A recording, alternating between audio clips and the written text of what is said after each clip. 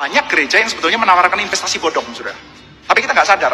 Orang-orang yang ingin memberikan perpuluhan supaya tingkap langit dibuka, itu kan namanya investasi, sudah ya.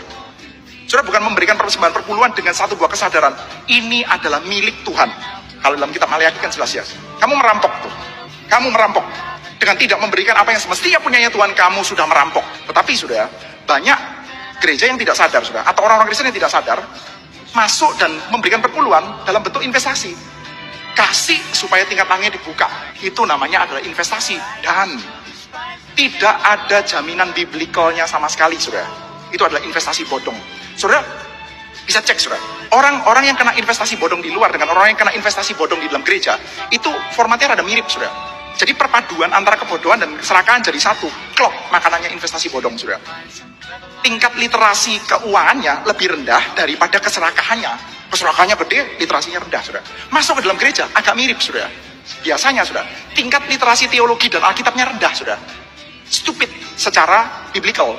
Mohon maaf, saudara, kata-katanya mungkin sedikit kasar, saudara. Kepenginnya dapat imbal hasil yang gede dari Tuhan dengan tingkap-tingkap langit yang dibuka dengan memberikan perpuluhan kita.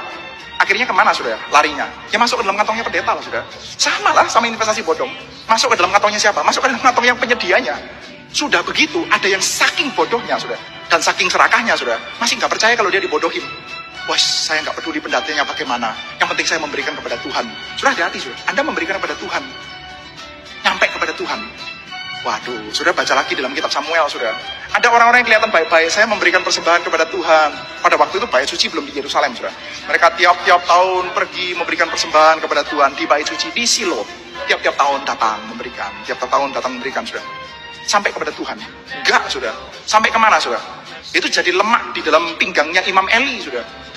Lalu menjadi penggemuk kantongnya Hofni dan Pinehas, sudah.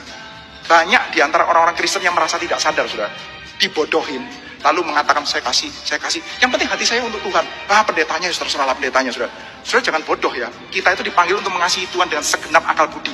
Kalau yang mestinya kita berikan kepada yang tepat, lalu kita setorkan kepada pendeta yang ngaco, sudah. Akhirnya jadi jadi kemewahan buat dia, sudah ya.